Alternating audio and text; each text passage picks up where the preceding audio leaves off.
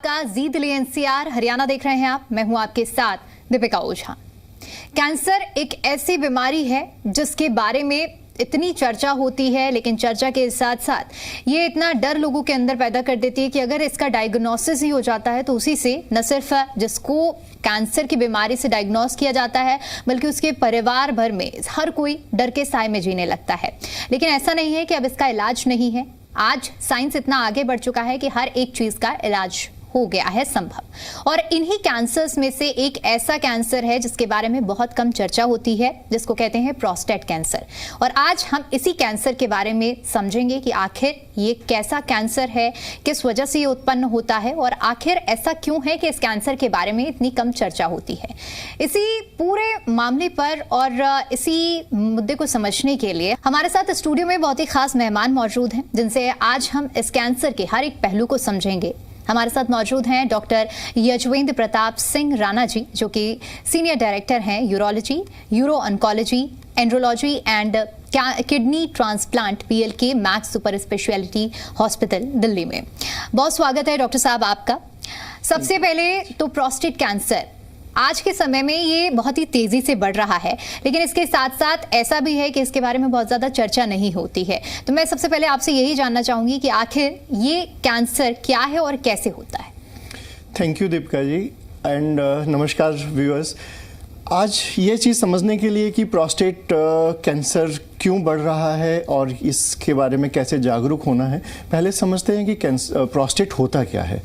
Prostate एक छोटी सी ग्रंथि होती है, हर पुरुष में होती है और ये यूरिन के जो रास्ता होता है ब्लैडर के जस्ट मुंह के ऊपर एक ग्रंथि होती है एंड बहुत ही इंपॉर्टेंट ऑर्गन है। ये एक रिप्रोडक्टिव ऑर्गन है और इसका जो मेन फंक्शन होता है पुरुष में वो होता है स्पर्म्स के लिए एक ऐसा फ्लूइड बनाना जिसके अंदर बहुत सारा न्यूट्रिशन होता है और जिसमें स्पर्म्स को ताकत मिलती है। अब समझना क्या है कि ये एक ऐसा ऑर्गन है जो एज के साथ में साइज इंक्रीज भी होता है, बिकॉज हार्मोन डिपेंडेंसी है इसमें। और इस ऑर्गन के जो साइन सिम्टम्स है ना वो शुरुआत में नहीं पता लगते, तो इसके लिए थोड़ा अवेयर रहना जरूरी है।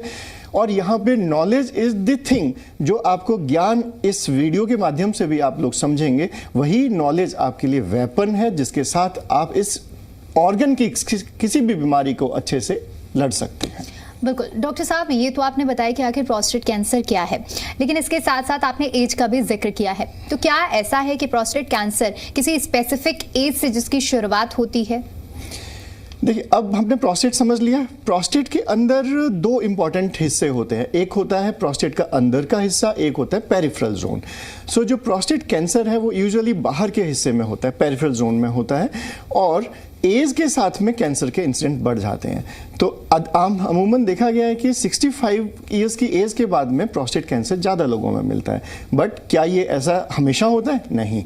आजकल का जो लाइफ स्टाइल चल रहा है, जिस तरह की डाइट्स और ये सब चीज़ें चल रही हैं मिलावट, उसमें 40 इज़ द मार्कर कि उसके ऊपर भी कैंसर होने स्टार्ट हो जाते हैं प्रोस्टेट कैंसर्स। सो इसको समझना इस तरह से है, सूनर इज़ द बेटर। आप अपने बीमारी के लिए पहले से ही जागरूक रहेंगे तो अच्छा होगा। डॉक्टर साहब, क्योंकि कैंसर वो टर्म है जो कोई भी नहीं चाहता एक परिवार की किसी को भी उसके परिवार में हो, लेकिन अगर कह सकते हैं कि एक बैड लक ही कि अगर किसी के परिवार में किसी को डायग्नोस हो जाता है। और प्रोस्टेट कैंसर पर जब हम बात करें तो मैं इसी पर बात करूंगी आपसे कि अगर किसी को प्रोस्टेट कैंसर डायग्नोस हो रहा है तो ये कितना खतरनाक होता है।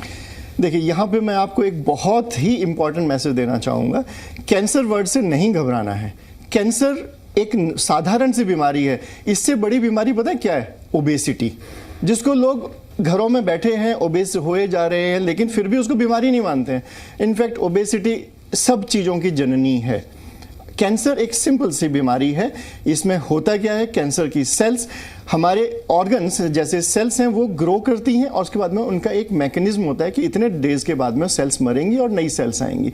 कैंसर सेल्स में क्या होता है, वो मरना भूल जाती हैं। उनके पास एक ऐसा डिफेंस मैकेनिज्म बन जाता है कि वो अब मारने के लिए बॉडी के जो काफ़ी सारे सेल्स होती हैं जो उनको मारने में हेल्प करती हैं वो सब खराब हो जाती हैं। सो कैंसर एक बहुत ही मामूली बीमारी है अर्ली स्टेज में डायग्नोस हो जाए तो। पॉइंट ये है, अब डर कर लोग उसको घबरा जाते हैं, फिर उसको छुपाते हैं, छुपाने के बाद में बीमारी बढ़ जाती है, फिर वो भयानक रूप ले लेती है। सो और बीमारियों से काफ़ी आसान है कैंसर का इलाज करना। कैंसर डायबिटीज हाइपरटेंशन की तरह की ही एक बीमारी है।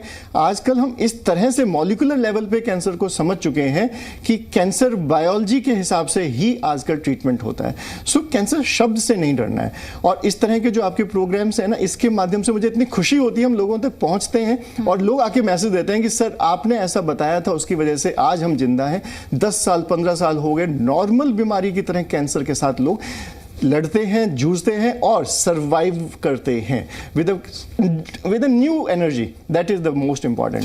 डॉक्टर साहब, अब जब हम इस कैंसर के बारे में बात कर ही रहे हैं तो मैं ये भी समझना चाहूंगी और हमारे दर्शक भी ये जानने के लिए काफी इच्छुक होंगे कि प्रोस्टेट कैंसर, क्या इसमें भी जिस तरह से हम बाकी कैंसर देखते हैं, ब्रेस्ट कैंसर देखते हैं, लंग कैंसर देखते हैं, कई स्टेजेस होती हैं और जैसे जैसे स्टेजेस बढ़ती हैं वैसे वैसे वो अपना खतरनाक रूप ले लेता है। तो क्या प्रोस्टेट कैंसर में भी इसी तरह मल्टीपल स्टेजेस होती हैं और एक समय आने के बाद ये कैंसर भी खतरनाक रूप ले लेता है? बिल्कुल, हर कैंसर की कुछ स्टेज होती हैं। ब्रॉड अगर तरीके से देखा जाए, कोई भी कैंसर किसी भी ऑर्गन का 4 स्टेज में आता है। पहला स्टेज लोकलाइज्ड, मतलब उसी ऑर्गन के अंदर है। सेकंड स्टेज उससे थोड़ा सा एडवांस हुआ लेकिन फिर भी लोकलाइज्ड है। थर्ड स्टेज उस ऑर्गन के आसपास के टिश्यू में पहुंचा है, फिर भी आपकी मल्टी मोडालिटी ट्रीटमेंट जहां पे सर्जरी और कुछ मेडिसिन के साथ क्योर कर सकते हैं। फोर्थ स्टेज होती है मेटास्टैटिक। अब प्रोस्टेट कैंसर में क्या समझना है, प्रोस्टेट इतना डीप ऑर्गन है कि उसको फील नहीं किया जा सकता है, उसको सिर्फ डॉक्टर ही डिजिटल रेक्टल एग्जामिनेशन से फील कर सकते हैं। आपने एक ब्रेस्ट कैंसर के बारे में बताया, देखिए ब्रेस्ट कैंसर एक फीमेल्स में होने वाला काफ़ी कॉमन कैंसर है, बट अच्छी बात क्या है, अगर आप सेल्फ ब्रेस्ट एग्जामिनेशन करते हैं तो ब्रेस्ट कैंसर की काफ़ी अर्ली स्टेज में पिक कर सकते हैं। बट प्रोस्टेट में ये चीज़ संभव नहीं है। प्रोस्टेट में अब क्या करना होगा, आपको अपने सिम्टम्स के ऊपर नज़र रखनी होगी और कुछ स्क्रीनिंग टेस्ट करने होंगे। स्क्रीनिंग टेस्ट में मतलब क्या होता है कि एक सिंपल सा मार्कर होता है जिसको हम प्रोस्टेट स्पेसिफिक एंटीजन कहते हैं। उस एंटीजन की मात्रा अगर ज़्यादा होती है तो आप अब अपने डॉक्टर से जाके इसके बारे में डिस्कस कर सकते हैं। तो ये एंटीजन टेस्ट कब करवाना चाहिए और किस उम्र से हमें मतलब अवेयर हो जाना चाहिए कि अब हमें इस एंटीजन टेस्ट को करवा लेना चाहिए? देखिए, पीएसए एंटीजन टेस्ट अगर फैमिली हिस्ट्री है, फादर को या ब्रदर को प्रोस्टेट कैंसर हुआ है तो 45 की एज में आपका प्रोस्टेट का एक टेस्ट बेसिक लेवल पे करके रखना चाहिए। इसको एक सिंपल सा एक मान के चलें कि know your self, know your prostate. अपनी प्रोस्टेट के बारे में समझना है ना, तो एक अल्ट्रासाउंड कर लो। अल्ट्रासाउंड में साइज पता लग जाएगा। उस अल्ट्रासाउंड में हमें और भी इंफॉर्मेशन मिल जाएंगी जिसमें किडनी और ब्लैडर। अभी हम बात प्रोस्टेट की कर रहे हैं लेकिन साथ में हमें अवेयर रहना है पूरे यूरिनरी सिस्टम के लिए। यूरोजेनिटल कैंसर्स जिसमें किडनी, ब्लैडर और प्रोस्टेट काफ़ी कॉमन आ जाते हैं।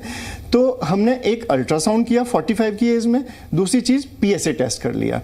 अगर आपका पीएसए नॉर्मल है फिर अगला पीएसए आप 5 साल बाद करेंगे। 5 साल करते हुए आप अप टू 60 ईयर्स ऐसे 3-4 बार अपना जरूर टेस्ट करवाइए। आपने जब अपनी बात की शुरुआत की है तो उसमें आपने इस चीज़ का जिक्र किया कि अगर कोई फैमिली हिस्ट्री है, तो मेरे मन में ये क्यूरियोसिटी आ रही है जानने की कि क्या ये कैंसर भी ऐसा होता है कि जेनेटिकली ट्रांसफ़र होता है? अगर फैमिली में किसी को है तो पॉसिबिलिटी ज़्यादा है? यस, 100%। इसमें होता क्या, अब मैं आपको थोड़ा सा ये चीज़ समझाता हूँ कैंसर बायोलॉजी कैसे काम करती है। जेनेटिक्स में कुछ ऐसे जीन्स और ऐसे कुछ मैकेनिज्म होते हैं, अगर वो डिफेक्ट है, उसकी डिफेक्ट के जो ट्रांसमिशन है वो आपके अगर फादर में वो जीन नहीं था और वही चीज़ अगर ट्रांसमिट हो रही है तो वो कैंसर को किल नहीं करने वाले जीन्स आपके पास हैं, जिसमें कैंसर जल्दी बढ़ता है और ज़्यादा एग्रेसिव रहता है। तो 10 to around 20% प्रोस्टेट कैंसर्स को जेनेटिकली कोरिलेट किया गया है। सो अगर 100 लोगों में देखा जाए तो 10 से 15% लोगों में जेनेटिक एसोसिएशन कैंसर में मिलती है और जिनमें जेनेटिक एसोसिएशन होती है वो कैंसर एग्रेसिव होते हैं आमतौर पे और अर्ली डिटेक्ट किए जाते हैं। ठीक है, तो इसमें हमें समझना क्या है कि क्या जेनेटिक अगर है तो ये सब चीज़ जेनेटिक से ही है? नहीं, एपिजेनेटिक भी एक रोल है। मतलब अगर आपके जीन्स में भी कुछ परेशानी है उसको अपने लाइफस्टाइल और डाइटरी और एक्सरसाइज से आप सप्रेस कर सकते हैं। सो जेनेटिक एंड एपिजेनेटिक्स का गेम है पूरा जिंदगी में, ये समझना है आप। डॉक्टर साहब, अब बीमारी के बारे में हम इतनी चर्चा कर चुके हैं तो इसका ट्रीटमेंट भी मैं आपसे समझना चाहूंगी कि ट्रीटमेंट जब एक डायग्नोसिस हो जाता है तो फिर कैसे शुरू होता है और कहाँ तक ये पूरा प्रोसेस जाता है? देखिए, अभी इससे पहले एक और इन्फॉर्मेशन देना चाहूँगा जो मेरे हमेशा मन में ये मिथ्स चलते रहते हैं। अब आप ये समझें कि प्रोस्टेट का आपने टेस्ट किया, पीएसए ज़्यादा आ गया, उसके बाद नेक्स्ट क्या करना होता है? डॉक्टर से मिलना होगा। ऐसा नहीं होता है कि पीएसए ज़्यादा हमेशा कैंसर होगा, कभी नहीं होता है। पीएसए एक सेंसिटिव सा मार्कर है जो कि कैंसर में भी बढ़ता है और इन्फेक्शंस में भी बढ़ता है। तो ज़्यादातर चांस होता है कि वो इन्फेक्शन की वजह से ही बढ़ा हुआ होता है। उस केस में हम उसको सिंपल कुछ इन्वेस्टिगेशंस करते हैं, जैसे डीआरई एक तो एग्जामिनेशन टेस्ट है। जब भी आप यूरोलॉजिस्ट के पास जाएंगे, फिंगर से आपकी प्रोस्टेट को फील करते हैं हम लोग। देन एक एमआरआई करवाया जाता है। एमआरआई हमें बता देता है कि प्रोस्टेट के अंदर क्या चल रहा है, उसमें कोई इन्फेक्शन फोकस तो नहीं है, उसमें ट्यूमर है तो किस तरह का ट्यूमर लग रहा है, कि उसको मतलब हमें एमआरआई से अंदर की इंफॉर्मेशन और मिलती है। अगर हमें कुछ डाउट आ रहा है कि ट्यूमर हो सकता है तो नेक्स्ट इंपॉर्टेंट स्टेप होता है बायोप्सी। देखा है हमने कि कम से कम 50-60% लोग ना बायोप्सी के नाम से डर जाते हैं। मान के चलते हैं कि बायोप्सी हुई, नीडल से ट्यूमर छिड़ेगा और वो फैल जाएगा। तो ये बहुत बड़ा मिसकंसेप्शन चल रहा है। ट्यूमर नीडल से छिड़ने के बाद कभी फैलता नहीं है। फैलता कब है? अगर ट्यूमर है, प्रोस्टेट के अंदर कैंसर है और आपने उसका बायोप्सी की, उसके बाद में आप चले गए कहीं दूर, 2-3 साल तक आपने कुछ इलाज नहीं किया, फिर फैल जाएगा। तो यहाँ नीडल बायोप्सी की कोई प्रॉब्लम नहीं है। प्रॉब्लम है कि आपने डायग्नोज करके ट्रीट नहीं किया, आप डर गए। तो इस मिथ को एक बहुत अच्छे बेसिक लेवल पे आप क्लियर कर लीजिए कि बायोप्सी एक इम्पॉर्टेंट टूल है जो कि डायग्नोसिस के लिए इम्पॉर्टेंट है। इसके बिना फिर आपका अच्छा इलाज नहीं हो सकता। तो हमने बायोप्सी की जो इन्फॉर्मेशन होती है ना, उससे पता लगता है सेल्स कैसी हैं। बहुत बार ऐसा होता है कि सेल्स इतनी छोटी वाली होती हैं कि वो ग्रो ही नहीं करेंगी। हम प्रोस्टेट कैंसर में ग्लीसन ग्रेडिंग की बात करते हैं, ग्लीसन स्कोर की बात करते हैं। जब भी बायोप्सी देखेंगे, क्योंकि आज की डेट में ना ये सब गूगल का जमाना है, लोग देखते हैं बायोप्सी, अपना डाल के चलते हैं उसके अंदर गूगल में, पर नॉलेज अधूरी होती है। ग्लीसन ग्रेड 3 अगर लिखा है तो उसको वो स्टेज 3 मान जाते हैं और फिर वह डरना चालू हो देते हैं।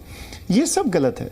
ग्लीसन स्कोरिंग एक सिंपल सेल्स की स्कोरिंग है। वो हमें ये बताती है कि सेल्स किस तरह की हैं, वो कितनी तेजी से ग्रो करेंगी। कभी कभी हम ग्लीसन का 3+3 का स्कोर का जो सेल्स होती हैं, अगर 70 ईयर्स के मैन में होंगी, मैं कभी उनको सर्जरी की सलाह ही नहीं देता हूँ। आप आराम से पूरा नॉर्मल जीवन जिएंगे, कोई परेशानी नहीं होगी। तो सेल्स को समझने के लिए बहुत जरूरी है कि डायग्नोस्टिक टेस्ट करवाया जाए। अब उसके बाद हमें सारे रिपोर्ट्स के साथ बैठना होता है और फिर हम एक सर्वाइवल आपका ध्यान में रखते हैं कि आपको अगर ये बीमारी नहीं होती तो आप कितने टाइम जीते, आपका और क्या क्या रिस्क हैं, कार्डियक रिस्क है, कुछ और मैलिग्नेंसी है। तो जब भी ट्रीटमेंट प्लान बनाया जाता है उसमें बहुत सारे फैक्टर्स हमें कंसिडर करने होते हैं। सो बहुत सिंपल सा ये चीज़ ऐसी है कि आपको अपने सिम्टम्स बताने हैं, उसके बाद में हम आपको एक ऑप्शंस, पूरा एक प्लेटर बताते हैं कि ये ऑप्शंस आपके पास हैं। आपको सर्जरी की ज़रूरत है तो इतना फ़ायदा होगा, ये है रेडिएशन करना है ऐसा होगा। तो इसमें पूरी डिटेल्ड इवैल्यूएशन लगता है। इवोल्यूशन के साथ साथ मैं ये भी जानना चाहूँगी, क्योंकि कीमोथेरेपी भी कैंसर्स में होती है, तो क्या इस कैंसर में भी कीमोथेरेपी दी जाती है पेशेंट्स को? ओके, तो अब हम यहाँ पे समझते हैं कि कीमो, प्रोस्टेट कैंसर ना एक उन कैंसर्स में से है जिसका सर्वाइवल सबसे अच्छा है। और अगर मुझे आज भगवान कहता है कि आपको कैंसर पड़े हैं, कोई चूज करना, बीमारी तो होनी है, किसी को भी कुछ होना है, मैं कहूँगा मुझे प्रोस्टेट कैंसर दे दो, मैं खुशी से उसको हरा के जीऊँगा। So that kind of knowledge and that kind of confidence I want to give to all viewers. आप सभी को मैं एक मैसेज देना चाहता हूँ कि कैंसर प्रोस्टेट से आपको डरना नहीं है। ये एक ऐसा कैंसर है जिससे बहुत कम लोगों को मृत्यु होती है। लोकलाइज्ड प्रोस्टेट कैंसर में 5 ईयर सर्वाइवल तो आप छोड़ दो, 100% लोग जीते हैं। 10, 15, 20 साल तक हमारे पास हजारों पेशेंट ऐसे हैं जो लोकलाइज्ड प्रोस्टेट कैंसर के साथ में बिल्कुल अच्छे चल रहे हैं। प्रोस्टेट जो कि पीएसए कभी ज्यादा हुआ करता था, बहुत कम है। सो लोकलाइज्ड प्रोस्टेट कैंसर का सर्वाइवल तो 100% है। ट्रीटमेंट ऑप्शंस में सर्जरी, रेडिएशन। प्रोस्टेट कैंसर में कीमो सबसे लास्ट में आता है, तो हम प्रोस्टेट कैंसर में कीमो की ज़्यादा बात ही नहीं करते। प्रोस्टेट कैंसर में चाहिए होता है रोबोटिक सर्जरी, मतलब उस विधि से सर्जरी करके आप रोबोटिकली प्रोस्टेट को निकाल दो, ब्लैडर और यूरेथ्रा को ज्वाइन कर दो, कैंसर की जड़ आउट, कैंसर आपके शरीर से बाहर। वो लोकलाइज का सबसे अच्छा ट्रीटमेंट है। अब बात आती है कि कैंसर थोड़ा सा बढ़ गया, अब प्रोस्टेट के साथ साथ में आसपास के थोड़े हिस्से में भी है। अगर सर्जिकली आप फिट हैं, कोई बड़ा रिस्क नहीं है आपके पास और कार्डियक रिस्क वगैरह नहीं है, still robotic surgery is the best treatment in this stage. मतलब इस स्टेज में भी आपको रोबोटिक की विधि से प्रोस्टेट के कैंसर को निकलवाना है और अच्छी सर्जरी के साथ में अच्छी सक्सेस पानी है। बट जैसे जैसे और चीज़ें बढ़ती जाती हैं फिर हम करते हैं मल्टी मोडालिटी। मल्टी मोडालिटी का मतलब क्या हुआ, सर्जरी भी करने की जरूरत होगी, कुछ लिमिटेड ड्यूरेशन के लिए हार्मोन ट्रीटमेंट। अच्छा, एक बहुत इंपॉर्टेंट चीज़, जो प्रोस्टेट कैंसर है ना, ये मेल का टेस्टोस्टेरोन डिपेंडेंट कैंसर है। मतलब जो टेस्टोस्टेरोन होता है, जो पुरुष का मेन हार्मोन होता है, वो इस कैंसर को बढ़ावा देता है। तो हार्मोन ट्रीटमेंट के साथ हम उस प्रोस्टेट के जो ग्रोथ है उसको कम करते हैं, टेस्टोस्टेरोन की लेवल को लो रखते हैं। टेस्टोस्टेरोन जब लो रहता है तो प्रोस्टेट की सेल्स को न्यूट्रिशन नहीं मिलता है और वो अपने आप मरना चालू करती हैं। लोकली एडवांस में भी robotic surgery and hormone treatment. Radiation therapy भी एक अच्छी ऑप्शन है, बट वो रेडिएशन थेरेपी में कुछ उसके भी साइड इफेक्ट हैं और कुछ ऐसे पेशेंट जो सर्जिकली अनफिट हैं उनको रेडिएशन ट्रीटमेंट से ठीक किया जाता है। कीमोथेरेपी आती है हमारे एडवांस स्टेज 4 कैंसर में। जब स्टेज 4 कैंसर हुआ, मेटास्टैटिक हुआ, प्रोस्टेट से ट्यूमर सेल्स निकल के पूरे शरीर में फैल गई, बोन में फैली, लिम्फ नोड में फैली, ये स्टेज भी ऐसी स्टेज है जिसमें भी आप कैंसर को हरा सकते हो। यहाँ पर सिर्फ समझना यह है कि अब हमें बहुत सारे वेपन्स यूज़ करने पड़ते हैं। हमें हार्मोन ट्रीटमेंट यूज़ करनी पड़ती है जिसमें इंजेक्शंस हैं। आज की डेट में तो ओरल एक हार्मोन का कैप्सूल आया है, बहुत अच्छा कैप्सूल है, उसके साथ में आपके कैंसर्स को कंट्रोल किया जाता है। साथ साथ में अगर रेडिएशन से हमें कुछ सेल्स को किल करने की ज़रूरत है तो रेडिएशन भी देते हैं, या फिर कीमो दी जाती है जो कि बहुत कम ड्यूरेशन के लिए होती है, 3 to 4 साइकिल्स कीमो की होती है। डॉक्टर साहब, आजकल का जो लाइफस्टाइल है वो बिल्कुल चेंज हो गया है और इसकी वजह से हम देख रहे हैं कि बीमारियों का खतरा भी, तरह तरह की बीमारियां भी हो रही हैं। मैं ख़ास तौर पर आपसे ये समझना चाहूँगी, क्योंकि जो हमारा यूथ है वो स्मोकिंग, ड्रिंकिंग की तरफ ज़्यादा बेंड हो चुका है, तो क्या इसका भी असर प्रोस्टेट कैंसर का कॉज बनता है?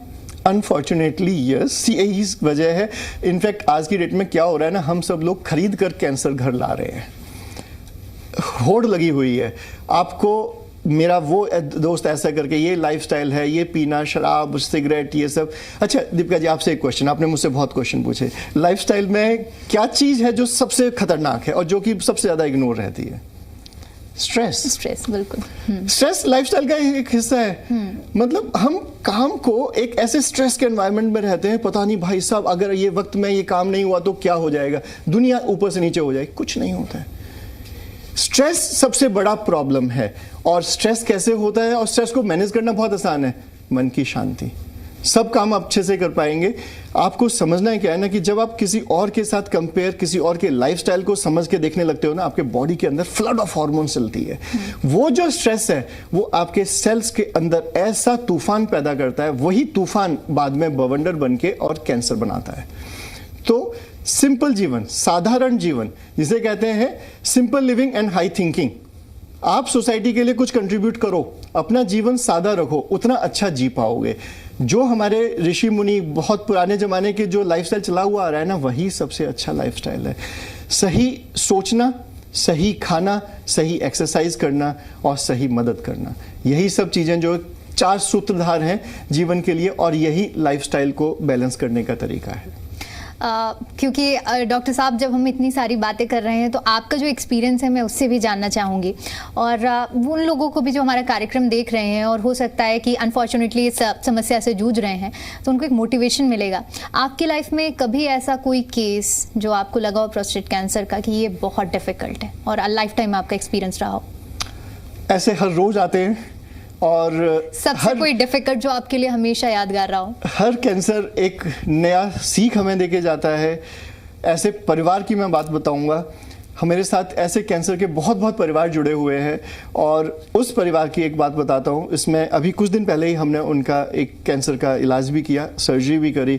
उस फैमिली में अनफॉर्चुनेटली उनके पिताजी को मैंने ऑपरेट किया, उनके भाई साहब को भी किया, उसके अब बेटे की बात हुई, और इन सबको समझाया सबके साथ में ही।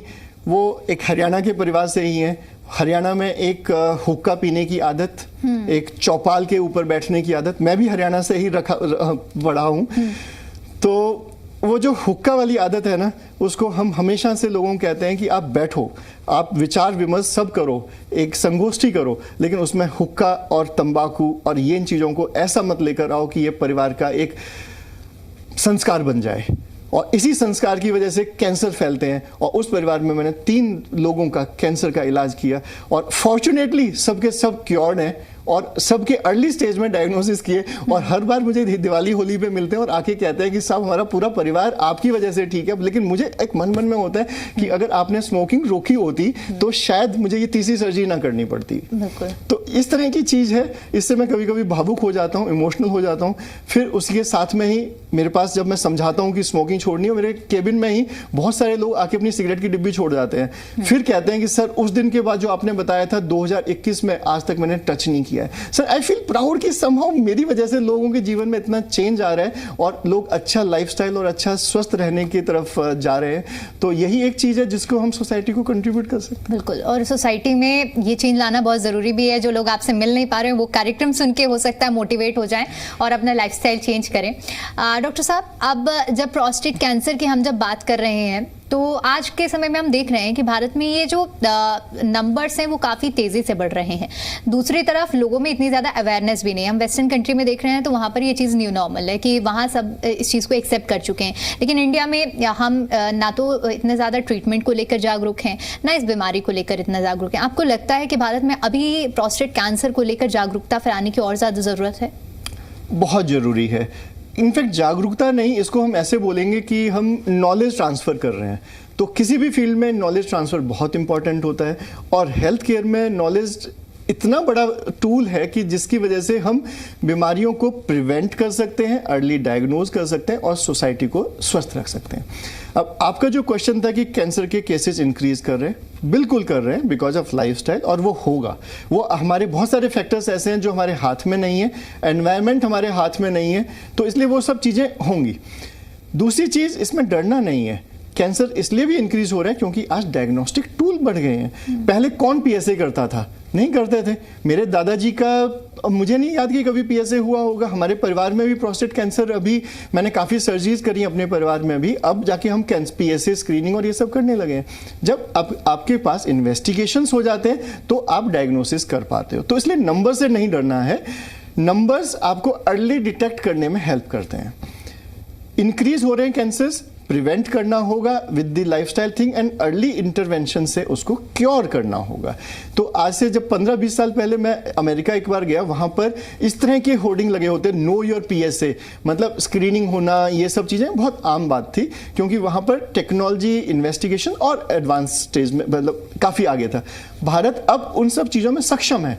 अगर हम इस जमाने में भी अपने टेस्ट नहीं करवाते हैं और एडवांस स्टेज में ही डायग्नोज कर रहे हैं तो इसका मतलब कहीं ना कहीं गलती है। हम नॉलेज अपने समाज तक नहीं दे पा रहे हैं।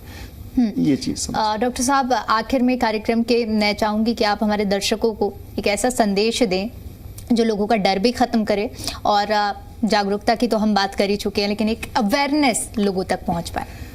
देखिए, डर खत्म करने के लिए ना सबसे स्ट्रॉन्ग टूल होता है नॉलेज। जब आपके पास ज्ञान होता है, आपके पास नॉलेज होती है, विजडम होती है, तो आपका डर पहले ही निकल जाता है। कैंसर से, जहाँ तक हम प्रोस्टेट कैंसर की बात कर रहे हैं, प्रोस्टेट कैंसर अर्ली स्टेज में किसी को मारता नहीं है। तो आपके पास समय होता है, आप आराम से डायग्नोसिस पूरा करें, डॉक्टर के पास जाएं, कोई जल्दबाजी नहीं करनी और उसमें कभी इग्नोर भी नहीं करना है।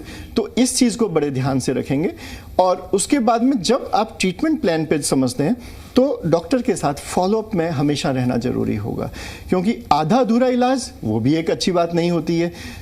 आपको समझना क्या है कि जब आप उस बीमारी के बारे में पूरा समझ जाते हैं और डॉक्टर के साथ अपना डिस्कशन करते हैं, तब आपका एक बेस्ट ट्रीटमेंट प्लान बन पाता है। उस ट्रीटमेंट प्लान में आप ही सूत्रधार होते हैं और आपके लिए ही वो बनाया जाता है, जिसे हम टेलर मेड थेरेपी कहते हैं। तो बेस्ट क्योर तभी पॉसिबल है जब आप अर्ली डायग्नोसिस करें, अच्छे से उसको ट्रीट करने में मदद करें। बिल्कुल। तो ये थे हमारे साथ डॉक्टर यशवेंद्र प्रताप सिंह राणा जी, जिन्होंने विस्तार से हमें बताया कि आखिर प्रोस्टेट कैंसर क्या होता है, कैसे होता है, किस तरह से आप इसको लेकर समय से पहले ही जागरूक हो सकते हैं और इसे होने से बचा भी सकते हैं। बहुत बहुत धन्यवाद डॉक्टर साहब आपका हमारे साथ इस कार्यक्रम के जरिए जुड़ने का, और हमारे दर्शकों तक एक जागरूकता फैलाने का। तो उम्मीद करते हैं कि प्रोस्टेट कैंसर के बारे में अब अगर आप सुनेंगे तो इसे बड़े ही आसान भाषा में समझ पाएंगे कि ये क्या है, और इससे आपको डरने की जरूरत नहीं है, क्योंकि ये बहुत ही आम कैंसर है जिसको बहुत ही आसानी से क्योर किया जा सकता है। लेकिन इसके साथ साथ जरूरत होगी कि आप अपने लाइफस्टाइल में वो बदलाव करें, जैसे कि डॉक्टर साहब ने अभी बताया है, ताकि वो बीमारी का सामना आपको करना ही ना पड़े। फिलहाल के लिए हमारे इस खास कार्यक्रम में इतना ही। दीजिए इजाजत, नमस्कार।